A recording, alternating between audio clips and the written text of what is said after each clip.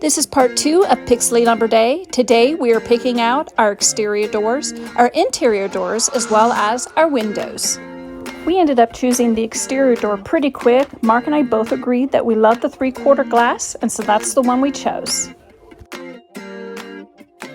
The interior doors were actually really easy to choose from. Even though there were several options, we already know that we're wanting to do the shaker style look, and so Mark and I checked out these two styles. Now this first one here, I think it's going to be hard to clean because of the little cutout there, and then this one was just a little bit different and the cutouts weren't as deep, and so I think that one will be easier to clean. I know I'm super domestic here, but I have to think practical as well.